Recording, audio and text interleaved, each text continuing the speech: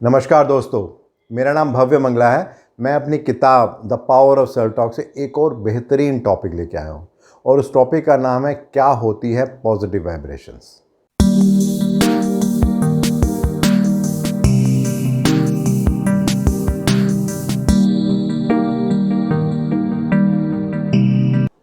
तो मैं शुरू करना चाहूँगा एक छोटी सी स्टोरी से।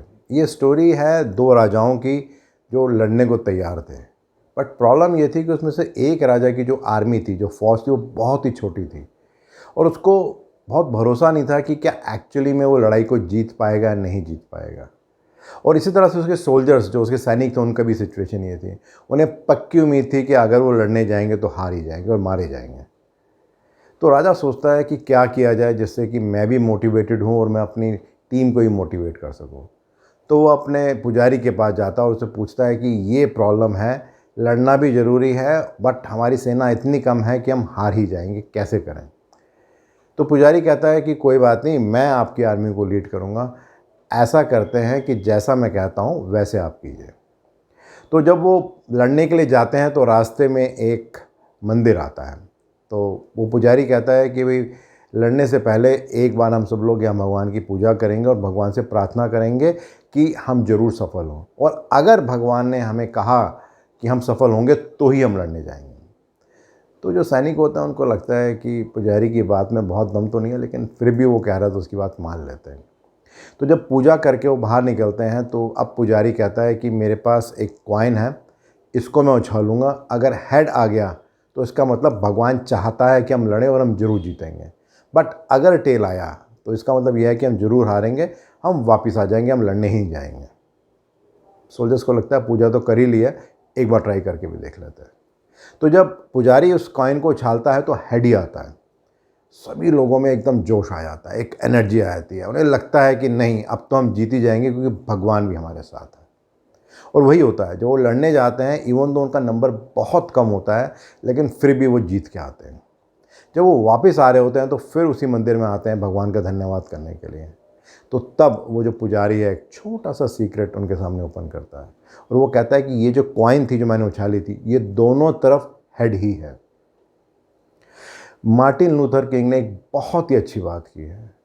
उनका कहना है कि जो फेथ है, जो विश्वास है, वो एक पहला स्टेप है जिसको हमें लेना पड़ेगा। अगर हमें पूरी की पूरी सीढ़ियाँ नहीं भी दिख रही तो भी हमें उसको ट्राई करना है, क्योंकि तभी हम सक्सेस पा सकते हैं।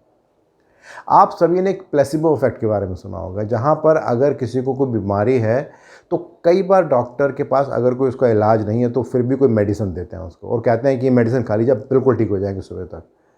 जो पेशेंट होता है जब उस दवाई को खाता है तो इस विश्वास के साथ खाता है कि ये बहुत ही ज़बरदस्त दवाई है और सुबह तक मैं ठीक हो जाऊंगा। तो इवन दो उस दवाई में कुछ भी नहीं होता, लेकिन फिर भी सुबह तक वो पेशेंट ठीक हो जाता है।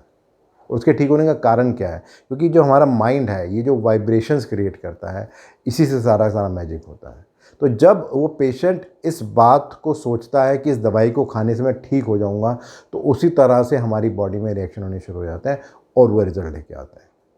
दलाई लामा ने एक बहुत ही अच्छी बात की है। वो कहते हैं कि अगर हमें कोई भी पॉजिटिव एक्शन लेना है तो पॉजिटिव एक्शन लेने से पहले सबसे इम्पॉर्टेंट बात यह है कि हमें इस बात को सोचना पड़ेगा इस बारे में, और जब तक हम नहीं सोचेंगे तब तक वो रिजल्ट नहीं आएगा। तो जब हम बात करते हैं पॉजिटिव वाइब्रेशन के बारे में, तो प्राइमरली हमारा कहने का मतलब क्या है कि हम किस तरह की सोच रखते हैं, किस तरह से चीज़ों को देखते हैं और उसके बारे में हम विजुलाइज करते हैं और वैसे ही होने लगता है। जो फर्स्ट लॉ ऑफ थर्मोडायनेमिक्स है वो कहता है कि जो एनर्जी है ना ही वो क्रिएट होती है ना वो डिस्ट्रॉय होती है, वो सिर्फ अपना रूप बदलती है एक रूप से दूसरे रूप में।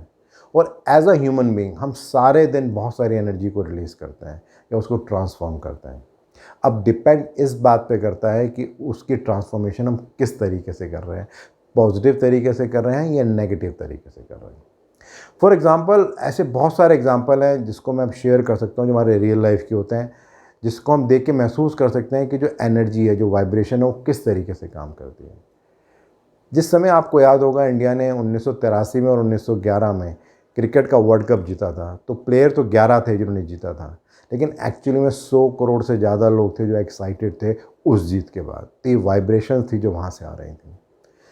जब परिवार में एक छोटा सा बच्चा पहली बार पैदा होता है और आप उसे गोदी में लेते हैं, तो उस समय जो फीलिंग होती है वो एक बहुत ही अलग तरह की फीलिंग होती है, जिसको आप सिर्फ फील कर सकते हैं, उसको आप एक्सप्रेस नहीं कर सकते हैं। या जिस समय जिसको आप प्यार करते हैं उसका आप हाथ थाम लेते हैं, तो आप सारी दुनिया से लड़ने को तैयार हो जाते हैं। आपके पास इतनी एनर्जी आ जाती है कि आपको लगता है कुछ भी हो जाए, अब मैं इसका हाथ नहीं छोड़ूंगा। तो ये है शक्ति वाइब्रेशंस की। और अगर वो शक्ति पॉजिटिव है तो वो बहुत कमाल कर सकती है, बट अगर वही शक्ति नेगेटिव है तो वो एक दूसरी दिशा में कमाल कर सकती है। तो ये चॉइस हमारी है कि हमें वाइब्रेशंस किस तरह की क्रिएट करनी है। एक बहुत इंटरेस्टिंग बात है कि अक्सर हमें ऐसा लगता है कि जो वाइब्रेशंस होती हैं वो सिर्फ ह्यूमन बींग्स में होती हैं, लेकिन ऐसी बात नहीं है। जो मेटेरियलिस्टिक चीज़ें होती हैं उनके अंदर भी, जो निर्जीव चीज़ें होती हैं उनके अंदर भी वाइब्रेशंस होती हैं। आप सोच के देखिए कि आपका 6 साल का बच्चा है और वो आपके बर्थडे के लिए एक ग्रीटिंग कार्ड तैयार करता है। अब आप जानते हैं 6 साल के बच्चे की क्वालिटी कितनी अच्छी होगी उसकी ड्राइंग की, लेकिन जब वो ग्रीटिंग कार्ड आपको देता है तो आपको कैसा लगता है? आप बहुत खुश होते हैं। आपको लगता है कि आपके बच्चे ने इतना अच्छा सुंदर गिफ्ट आपको दिया है। बट अगर आप उसे मार्केट में बेचने जाएं तो क्या उसकी कोई कीमत मिलेगी? Answer is no. बट क्या उस ग्रीटिंग कार्ड को आप फाड़ सकते हैं, जला सकते हैं, फेंक सकते हैं? हम सब जानते हैं इसका आंसर क्या है। हम सब के कबर्ड में, अलमारी में, जगह जगह पे ऐसे इतने सारे कागज़ हैं, इतनी सारी चीज़ें हैं जो हमने संभाल के रखी हैं सालों बाद भी, 10, 20, 30, 40 साल। क्यों? क्योंकि उसके अंदर एक एनर्जी है, एक वाइब्रेशन है जिसको हम फील करना चाहते हैं समय समय पे। तो चॉइस हमारी है कि वो जो वाइब्रेशंस हैं वो हम किस तरह की क्रिएट करना चाहते हैं। और उसमें सेल्फ टॉक एक बहुत ही इम्पॉर्टेंट रोल प्ले करता है कि हम किस तरह की वाइब्रेशंस को क्रिएट करते हैं, और जिस तरह की वाइब्रेशन को हम क्रिएट करते हैं वैसा ही हमारी लाइफ में होने लगता है। पर्सनली बहुत सारा चैलेंज मेरे साथ रहता है जहाँ मैं नेगेटिव और पॉजिटिव दोनों में झूलता रहता हूँ।